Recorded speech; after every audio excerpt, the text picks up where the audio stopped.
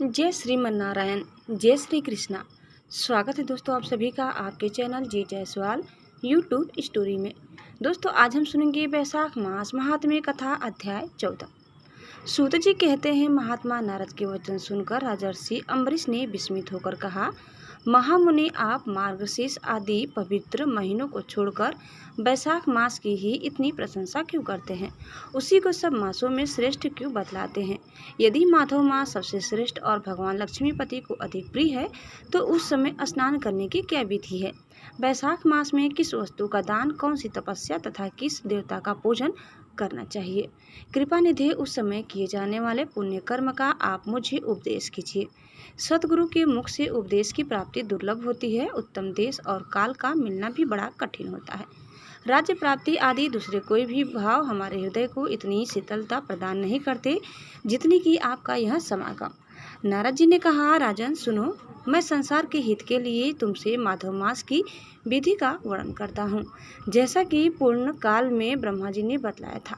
पहले तो जीव का भारतवर्ष में जन्म होना ही दुर्लभ है, उससे भी अधिक दुर्लभ है वहाँ मनुष्य के योनि में जन्म लेना। मनुष्य होने पर भी अपने अपने धर्म के पालन में प्रवृत्ति होनी तो और भी कठिन है। उससे भी अत्यंत दुर्लभ है भगवान वसुदेव में भक्ति और उसके होने पर भी माधव मास में स्नान आदि का सुयोग मिलना तो और भी कठिन है। माधव मास माधव को बहुत प्रिय है। माधव मास को पाकर जो विधि पूर्वक स्नान, दान तथा जप आदि का अनुष्ठान करते हैं वे ही मनुष्य धन्य एवं कृतकृत्य हैं। उनके दर्शन मात्र से पापियों के भी पाप दूर हो जाते हैं और वे भगवत भाव से भावित होकर धर्माचरण के अभिलाषी बन जाते हैं। वैशाख मास के जो एकादशी से लेकर पूर्णिमा तक अंतिम 5 दिन है वे समूचे महीने के समान महत्व रखते हैं।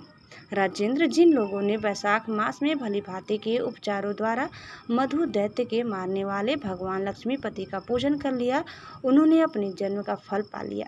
भला कौन सी ऐसी अत्यंत दुर्लभ वस्तु है जो वैशाख के स्नान तथा विधि पूर्वक भगवान के पूजन से नहीं प्राप्त होती? जिन्होंने दान, होम, जप, तीर्थ में प्राण त्याग तथा संपूर्ण पापों का नाश करने वाले भगवान श्री नारायण का ध्यान नहीं किया, उन मनुष्यों का जन्म इस संसार में व्यर्थ ही समझना चाहिए। जो धन के रहते हुए भी कंजूसी करता है, आदि दान आदि किए बिना ही मर जाता है, उसका धन व्यर्थ है।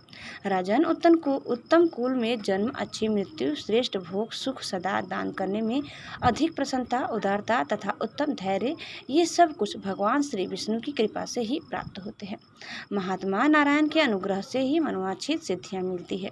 जो कार्तिक में, माघ में तथा माधव को प्रिय लगने वाले वैशाख मास में स्नान करके मधुहंता लक्ष्मीपति दामोदर की विशेष विधि के साथ भक्तिपूर्वक पूजा करता है और अपनी शक्ति के अनुसार दान देता है, वह मनुष्य इस लोक का सुख भोग कर अंत में श्रीहरि के पद को प्राप्त होता है।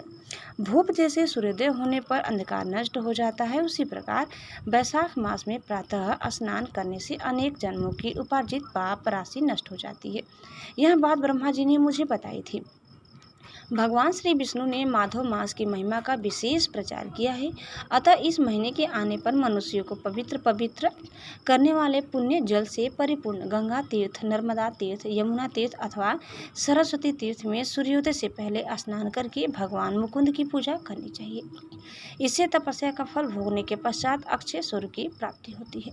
भगवान श्री नारायण अनामय रोग व्याधि से रहित है। उन गोविंद देव की आराधना करके तुम भगवान का पद प्राप्त कर लोगे। राजन, देवाधिदेव लक्ष्मीपति पापों का नाश करने वाले हैं, उन्हें नमस्कार करके चैत्र की पूर्णिमा को इस व्रत का आरंभ करना चाहिए। व्रत लेने वाला पुरुष यमनियों का पालन करे, शक्ति के अनुसार कुछ दान दे, हविन्यान भोजन करे, भूमि पर सोए, ब्रह्मचर्य व्रत में दृढ़तापूर्वक स्थित रहे तथा हृदय में श्री भगवान श्री नारायण का ध्यान करते हुए कृच्छ आदि तपस्याओं के द्वारा शरीर को सुखाएं। इस प्रकार नियम से रहकर जब वैशाख की पूर्णिमा आए उस दिन मधु तथा तिल आदि का दान करें। श्रेष्ठ ब्राह्मणों को भक्तिपूर्वक भोजन कराए, उन्हें दक्षिणा सहित धेनु दान दे तथा वैशाख स्नान के व्रत में जो कुछ त्रुटि हुई हो उसकी पूर्णता के लिए ब्राह्मणों से प्रार्थना करें। भोपाल, जिस प्रकार लक्ष्मी जी जगदीश्वर माधव की प्रिया है, उसी प्रकार माधव मास भी मधुसूदन को बहुत प्रिय है। इस तरह उपर्युक्त नियमों के पालन पूर्वक 12 वर्षों तक वैशाख स्नान करके अंत में मधुसूदन की प्रसन्नता के लिए अपनी शक्ति के अनुसार व्रत का उद्यापन करें। अम्बरीश पूर्व काल में ब्रह्मा जी के मुख से मैंने जो कुछ सुना था वह सब वैशाख मास का महात्म्य तुम्हें बता दिया। अम्बरीश ने पूछा, मुने, स्नान में परिश्रम तो बहुत थोड़ा है, फिर भी उससे अत्यंत दुर्लभ फल की प्राप्ति होती है। मुझे इस पर विश्वास क्यों नहीं होता? मुझे मोह क्यों हो रहा है? नारद जी ने कहा, राजन, तुम्हारा संदेह ठीक है। थोड़े से परिश्रम के द्वारा महान फल की प्राप्ति असंभव सी बात है। तथापि इस पर विश्वास करो, क्योंकि यह ब्रह्मा जी की बताई हुई बात है। धर्म की गति सूक्ष्म होती है, उसे समझने में बड़े बड़े पुरुषों को भी कठिनाई होती है। श्रीहरि की शक्ति अचिंत्य है, उनकी कृति में विद्वानों को भी मोह हो जाता है। विश्वामित्र आदि क्षत्रिय थे, किंतु धर्म का अधिक अनुष्ठान करने के कारण वे ब्राह्मणत्व को प्राप्त हो गए। अतः धर्म की गति अत्यंत सूक्ष्म है। भोपाल, तुमने सुना होगा, अजामिल अपनी धर्मपत्नी का परित्याग करके सदा पाप के मार्ग पर ही चलता था। तथापि मृत्यु के समय उसने केवल पुत्र के स्नेहवश नारायण कहकर पुकारा। पुत्र का चिंतन करके नारायण का नाम लिया, किंतु इतने से ही उसको अत्यंत दुर्लभ पद की प्राप्ति हुई। जैसे अनिच्छा पूर्वक भी यदि आग का स्पर्श किया जाए तो वह शरीर को जलाती ही है, उसी प्रकार किसी दूसरे निमित्त से भी यदि श्री गोविंद का नाम उच्चारण किया जाए तो वह पाप राशि को भस्म कर डालता है। जीव विचित्र है, जीवों की भावनाएं विचित्र है, कर्म विचित्र है तथा कर्मों की शक्तियां भी विचित्र है।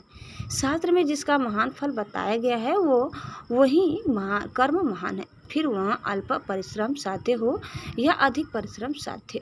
छोटी सी वस्तु से भी बड़ी वस्तु का नाश होता देखा जाता है। जरा सी चिंगारी से बोझ के बोझ तिनके स्वाहा हो जाते हैं। जो श्री कृष्ण के भक्त है, उनके अनजान में किए हुए हजारों हत्याओं से युक्त भयंकर पातक तथा चोरी आदि पाप भी नष्ट हो जाते हैं। वीर जिसके हृदय में भगवान श्री विष्णु की भक्ति है, वह विद्वान पुरुष आदि थोड़ा सा भी पुण्य कार्य करता है तो वह अच्छे फल देने वाला होता है। अतः माधव मास में माधव की भक्ति पूर्वक आराधना करके मनुष्य अपनी मनवांछित कामनाओं को प्राप्त कर लेता है। इस विषय में संदेह नहीं करना चाहिए। शास्त्रोक्त विधि से किया जाने वाला छोटे से छोटे कर्म क्यों न हो, उसके द्वारा बड़े से बड़े पाप का भी क्षय हो जाता है तथा उत्तम कर्म की वृद्धि होने लगती है। राजन, भाव तथा भक्ति दोनों की अधिकता से फल में अधिकता होती है। धर्म की गति सूक्ष्म है, वो कई प्रकारों से जानी जाती है। महाराज, जो भाव से हीन है, जिसके हृदय में उत्तम भाव एवं भगवान की भक्ति नहीं है, वह अच्छे देश तथा काल में जा जाकर जीवन भर पवित्र गंगा जल से नहाता और दान देता रहे तो भी कभी शुद्ध नहीं हो सकता। ऐसा मेरा विचार है। अतः अपने हृदय कमल में शुद्ध भाव की स्थापना करके वैशाख मास में प्रातः स्नान करने वाला जो विशुद्ध चित्त पुरुष भक्ति पूर्वक भगवान लक्ष्मीपति की पूजा करता है, उसके पुण्य का वर्णन करने की शक्ति मुझ में नहीं है। अतः भोपाल, तुम वैशाख मास के फल के विषय में विश्वास करो। छोटा सा शुभ कर्म भी सैकड़ों पाप कर्मों का नाश करने वाला होता है। जैसे हरि नाम के भय से राशि पाप नष्ट हो जाते हैं, उसी प्रकार सूर्य के मेष राशि पर स्थित होने के समय प्रातः स्नान करने से तथा तीर्थ में भगवान की स्तुति करने से भी समस्त पापों का नाश हो जाता है। जिस प्रकार गरुड़ के तेज से सांप भाग जाते हैं, उसी प्रकार प्रातःकाल वैशाख स्नान करने से पाप पलायन कर जाते हैं। यह निश्चित बात है। जो मनुष्य मेष राशि के सूर्य में गंगा या नर्मदा के जल में नहाकर 1, 2 या 3 तीनों तक समय भक्ति भाव के साथ पाप प्रमसन नामक स्तोत्र का पाठ करता है, वह सब पापों से मुक्त होकर परम पद को प्राप्त होता है। अम्बरीश, इस प्रकार मैंने थोड़े में यह वैशाख स्नान का सारा महात्म्य सुना दिया। अब और क्या सुनना चाहते हो वो भी बताओ। दोस्तों, इस प्रकार कथा यही समाप्त होता है। आगे की कथा सुनने के लिए आप दूसरे वीडियो को अवश्य सुनिए। दोस्तों, उम्मीद करते हैं कि आप हमारे आगे का भी कथा ज़रूर सुने होंगे। अगर नहीं सुने हैं तो हमारे प्लेलिस्ट में जाकर के पूरा का पूरा कथा अवश्य सुने। दोस्तों, इस कथा को एक दिन में चाहे जब भी आप इसको सुन सकते हैं। दोस्तों, उम्मीद करते हैं कि आपको हमारी आज की कथा जरूर पसंद आई होगी। आपको कैसी लगी कमेंट करके ज़रूर बताइए। धन्यवाद। जय श्री कृष्ण, जय श्रीमन नारायण। एक बार प्रेम से बोलिए, श्री बांके बिहारी लाल की जय।